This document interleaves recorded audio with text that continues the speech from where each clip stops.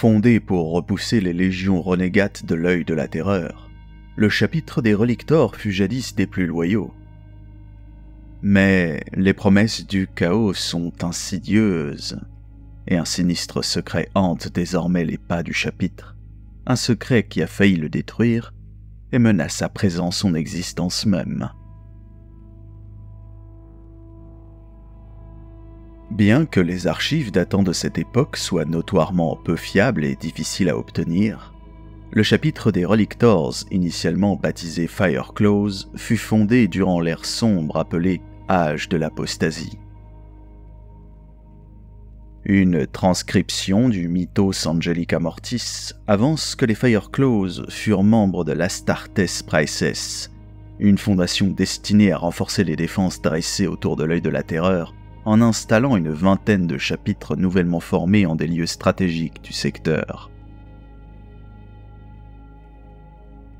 La forteresse monastère des Fireclaws était basée sur une ancienne citadelle orbitale de classe Ramilies, en position géostationnaire autour du monde de Torva Minoris, et le chapitre défendit l'Imperium contre le chaos pendant près de 5000 ans. Les glorieuses victoires des Fireclaws, dont les plus célèbres sont la purge du culte de l'œil intérieur, le premier siège de Cocalus et l'assaut sur Albrecht IV, leur ont valu une place d'honneur au sein des annales impériales. Ils firent également partie des renforts envoyés pour permettre au seigneur Hendrik de rapatrier les millions de soldats de sa croisade lancés contre la roue de feu, malgré l'éloignement de ce secteur par rapport au siège du chapitre. Au milieu du 9e siècle du 41e millénaire, le tarot de l'empereur annonça l'émergence d'un Space Hulk très endommagé aux abords du monde forge de Stygies dans le Segmentum Obscurus. Les Fireclaws furent mobilisés pour intercepter l'épave codifiée sous le nom de Captors of Sin. Celle-ci abritait la bande du champion de Tzinch appelé l'Excoriateur.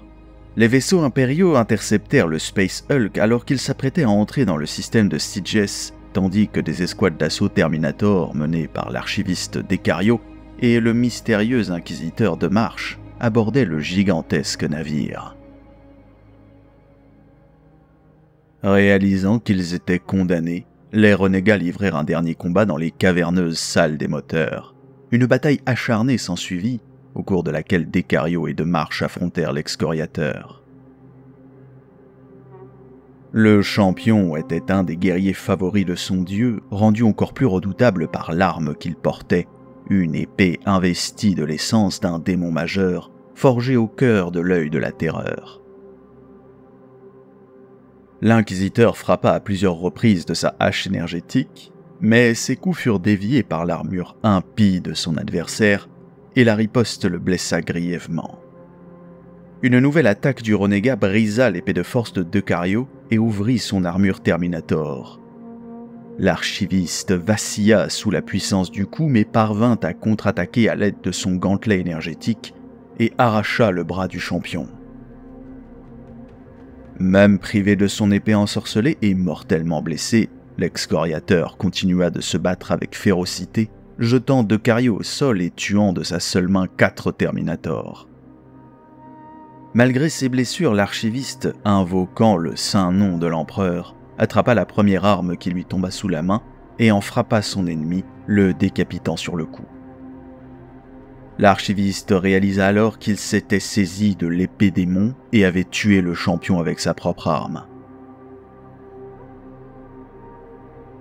Decario fut alors empli d'une force nouvelle et sut instinctivement que cette arme pourrait être utilisée contre ses créateurs. L'inquisiteur de Marche lui conseilla de lâcher l'épée car lui seul avait subi l'entraînement qui permettait de manipuler de tels artefacts. L'archiviste remit l'arme à l'inquisiteur, puis les Space Marines quittèrent le vaisseau, laissant le champ libre à une équipe d'exploration de l'Adeptus Mechanicus en quête d'objets archéotechnologiques. Plus tard, De Marche confia à Decario que lui aussi pensait qu'il était possible, et même souhaitable, de retourner les armes de l'ennemi contre lui plutôt que de les détruire sur le champ, comme le demandait la politique impériale. Avec l'aide de l'archiviste, il put convaincre le maître des Fireclaws et le chapitre se lança dans une croisade visant à explorer les abords de l'œil de la terreur à la recherche d'autres artefacts de ce type. Les décennies qui suivirent amenèrent leur lot de découvertes et les Fireclaws se rebaptisèrent Relictors. Mais d'autres finirent par découvrir cette pratique qu'ils avaient d'utiliser des armes chaotiques au combat. Une cellule de l'Inquisition, appuyée par les flottes de pas moins de 4 chapitres de l'Adeptus Astartes et un cuirassé de classe Emperor, assiégea la forteresse monastère des Relictors, exigeant qu'on leur remette de marche, ainsi que tous les artefacts corrompus qu'il avait rassemblés, sous peine de destruction. Le chapitre n'eut d'autre choix que d'obéir et, en pénitence de ses crimes, s'engagea dans une croisade d'1 siècle. De marche fut remis aux inquisiteurs qui l'exécutèrent pour hérésie.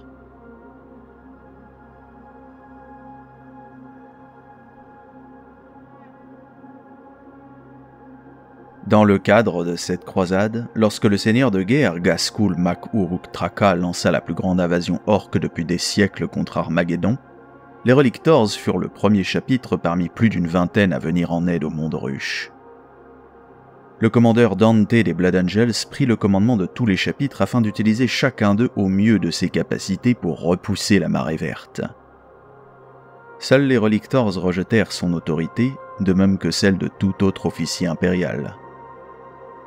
Dante se montra moins rancunier que le général Kurov et son entourage, qui accusèrent publiquement les Relictors de parjure après que le chapitre eut passé la totalité de la campagne à mener ses propres opérations dans la jungle environnant le monolithe d'Angron, une zone sombre et corrompue, uniquement habitée par des tribus d'orques sauvages qui, dit-on, pratiquaient des rituels obscurs sous le couvert des arbres au pied de la gigantesque pierre.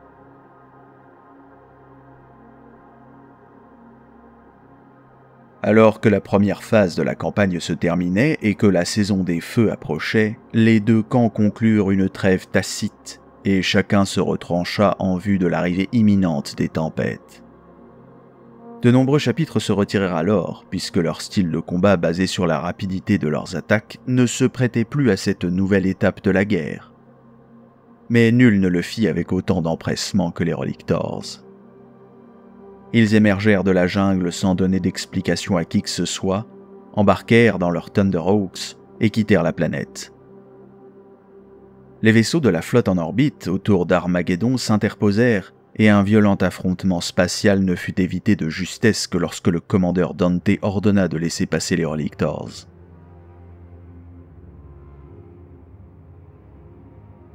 Ces derniers refirent parler d'eux un mois plus tard lorsque leur flotte se présenta aux docks orbitaux de Bellis Corona pour être entièrement réarmée.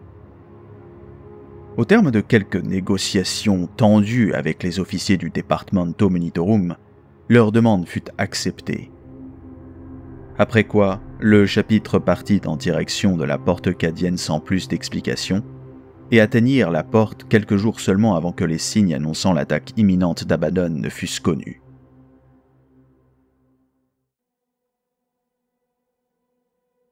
Comme sur Armageddon, les Relictors refusèrent de se soumettre à l'autorité de quiconque, encourant ainsi la colère de Logan Grimnar à maintes reprises avant qu'ils ne maudissent le chapitre entier et ne se désintéressent de leur sort.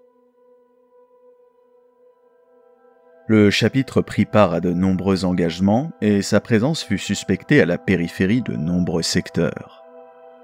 Les Relictors ont participé à une attaque contre une force de légion renégate des Worldbearers sur le monde de Subiaco Diablo, pendant laquelle un groupe inquisitorial a disparu dans des circonstances suspectes.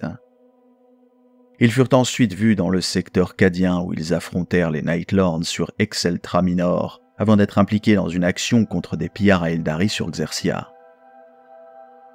Le chapitre apparut ensuite sur Cadia, mais refusa de donner suite aux instructions de Logan Grimnar, qui leur demandait de défendre le monde forteresse.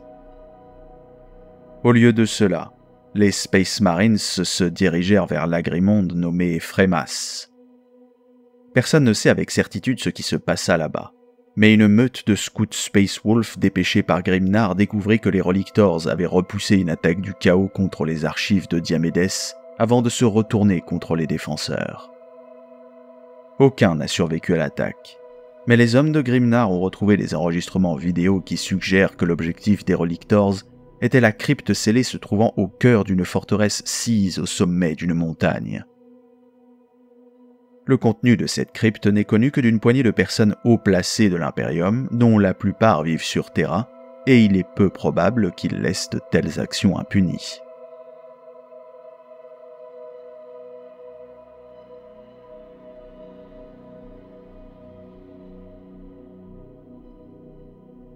En termes d'organisation, les Relictors suivent les préceptes du Codex Astartes, mais ils en ont dévié en de nombreux domaines. Leur principale divergence par rapport au Saint Ouvrage réside dans l'utilisation qu'ils font d'armes prises à l'ennemi. De nombreux chapitres ont un goût prononcé pour la collecte de trophées, mais les Relictors ont par le passé dévié de leur course pour capturer et réutiliser les armes impies des forces du chaos. Malgré les conséquences évidentes de la sanction inquisitoriale, certains pensent que cette pratique a perduré. Une autre particularité du chapitre est qu'il recèle une grande proportion d'archivistes, ce que beaucoup ont attribué à sa proximité de l'œil de la terreur. À ce jour, l'Inquisition n'a pas enquêté sur ce sujet, mais il ne fait aucun doute qu'après les événements d'Armageddon et des archives de Diomedes, cela ne devrait pas tarder. De nombreux officiers impériaux s'étant battus aux côtés des Relictors ont exprimé leur mécontentement envers leur approche d'une campagne. Il semblerait que trop souvent les Relictors se soient impliqués uniquement parce que le conflit remplissait des critères que seuls eux connaissaient. Il est quoi qu'il en soit évident qu'ils poursuivent des objectifs qui leur sont propres et qu'ils n'acceptent de se joindre à d'autres forces impériales que si cela les rapproche de leur but. La guerre sur Armageddon en a fourni la preuve éclatante lorsque le chapitre, après avoir répondu à l'appel à l'aide des forces de défense de la planète, a mené ses propres combats, ignorant les ordres du commandeur Dante en personne.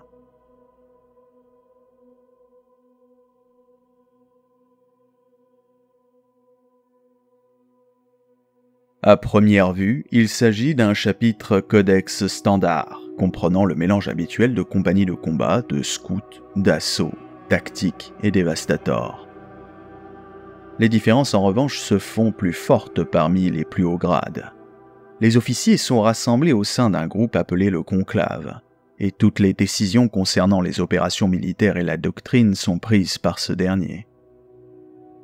Seuls les Marines ayant fait leurs preuves, tant au niveau des prouesses martiales que de la pureté de l'esprit, peuvent rejoindre le conclave et être instruits de la véritable nature du chapitre. Au fur et à mesure de ses promotions, le guerrier est peu à peu initié au secret des Relictors, et lorsqu'il est jugé digne d'appartenir au conclave, la vérité sur les puissantes armes que brandissent ses supérieurs lui est enfin révélée. Après des journées entières passées à prier et à vider son âme de toute pensée impure, le Marines reçoit la permission de brandir des armes démons à la bataille. Les archivistes, bien plus nombreux chez les Relictors qu'au sein de n'importe quel autre chapitre, étudient méticuleusement les aspirants, rejetant ceux dont la volonté et la pureté laissent à désirer. Au combat, le chapitre déploie des forces équilibrées en fonction de la tâche à accomplir et ne fait que peu d'écart par rapport aux doctrines habituelles. Ce n'est que lorsque les membres du conclave sont présents que les Relictors révèlent leur nature sinistre. Les officiers supérieurs emploient les armes de l'ennemi contre lui, tandis que les escouades brandissent des artefacts impies pour retourner les pouvoirs du chaos contre ses serviteurs. Les croyances des Relictors sont basées sur leur conviction que le chaos n'est pas intrinsèquement mauvais, mais simplement une source de puissance qui peut être utilisée contre ceux qui l'utilisent pour commettre le mal. Cette vue se manifeste par le fait que le chapitre fait usage d'armes démons capturées, mais aussi par la place importante des archivistes en ses rangs. En tant que chapitre relativement récent, la confiance en soi des Relictors frise l'arrogance, car ils pensent avoir la foi et la volonté nécessaires pour résister à la corruption du chaos. Ils méprisent ceux qui n'ont pas le courage d'utiliser des artefacts ennemis, prétendant que le pouvoir du Warp n'est qu'un outil comme un autre, et que face aux démons qui menacent d'engloutir la galaxie, il convient de lutter à armes égales. Les archivistes et les chapelains du chapitre enseignent qu'un guerrier pieux peut résister aux promesses du chaos, et ils sont persuadés que c'est le cas des Relictors. Ils pensent également qu'il est de leur devoir de retrouver les artefacts corrompus et de les étudier pour mieux comprendre l'ennemi. Cette croyance a souvent suscité des tensions entre les Relictors et d'autres organisations impériales, mais tout conflit ouvert a jusque-là été évité.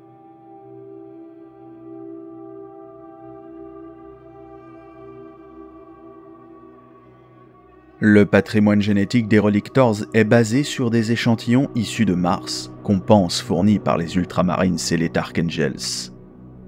Si c'est bel et bien le cas, il semblerait que les hauts seigneurs de Terra aient révisé leur position quant à l'utilisation des gènes de ces derniers. Aucune anomalie ou mutation n'a été détectée au vu de leur proximité par rapport à l'œil de la terreur, les archivistes et les apothicaires exerçant une surveillance constante sur la pureté de leurs frères d'armes. On raconte pourtant que lorsqu'un zygote défaillant est découvert, il le laisse arriver à maturité avant de l'implanter dans un nouvel organisme afin d'étudier les effets du chaos sur la chair humaine et la façon de les contrer. La source et la véracité de telles rumeurs restent troubles, et l'on suppose qu'il s'agit du fruit d'une imagination débordante.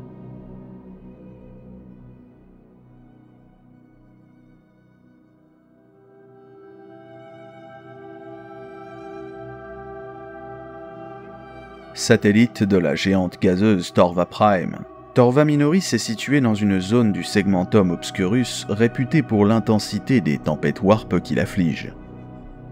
Et l'on pense d'ailleurs que la planète s'est retrouvée piégée dans une telle tourmente lors des premières années qui ont suivi la fondation du chapitre, car ces événements étaient monnaie courante durant l'âge de l'apostasie. Les tempêtes sont si persistantes qu'à ce jour encore de fréquentes purges sont effectuées sur Torva Minoris pour contrôler le niveau de mutation de la population. Torva Minoris est classé monde sauvage. Sa population est composée de barbares superstitieux qui vénèrent les Relictors comme étant les émissaires du dieu empereur. Ceux-ci reviennent sur leur monde natal une fois par génération pour emporter les jeunes guerriers vers leur forteresse céleste. Il est à noter que les tribus locales voient les artefacts des Marines comme étant des armes divines que seuls les élus de l'empereur ont le droit de porter. Cette idée semble de même avoir fait son chemin dans les dogmes du chapitre. La forteresse céleste des Relictors n'est autre que la citadelle orbitale de classe Ramilies en rotation autour de Torva Minoris. Les rares émissaires à en être revenus évoquent un monastère baigné dans une obscurité perpétuelle, où des acolytes travaillent longuement dans de petites cellules, recopiant des textes anciens, d'aucuns diraient interdits, dans le cadre de leur initiation dans les rangs du chapitre. Un témoignage, rapporté par le célèbre archiviste hérétique du Réclusiam de Gethsémané, affirme l'existence d'une salle au cœur de la forteresse, scellée par des champs de stase, et protégé par les plus puissants hexagrammes. Personne ne sait ce qui s'y cache, mais le récit de l'hérétique évoque une aura de miasmes maléfiques émanant de la cellule, malgré les murs d'adamantium épais de plusieurs mètres et les sceaux de protection. Ces écrits suggèrent aussi que le témoin de ces faits a perdu la raison suite à ce qu'il a vu, avant de mourir dans de lentes et terribles souffrances dans les salles de torture de l'Ordo Malleus. Après que l'Inquisition ait puni les Relictors pour leur association avec l'Inquisiteur de Marche, le chapitre a perdu ses droits féodaux sur Torva Minoris, ce qui signifie qu'il ne peut plus recruter de nouveaux membres sur la planète. Les Relictors sont donc contraints de chercher de nouveaux acolytes parmi les peuples qu'ils ont rencontrés au cours de leur croisade. L'Inquisition a ordonné qu'aucun chapitre ne recrute sur Torva Minoris, et l'on pense que l'Ordo Malleus surveille de très près la planète pour s'assurer que cet édit est suivi à la lettre. Les indigènes superstitieux croient à présent que le dieu empereur les a abandonnés, et leurs cérémonies de mortification sont chaque année plus extrêmes, tant ils pensent être responsables du départ des émissaires venus des étoiles.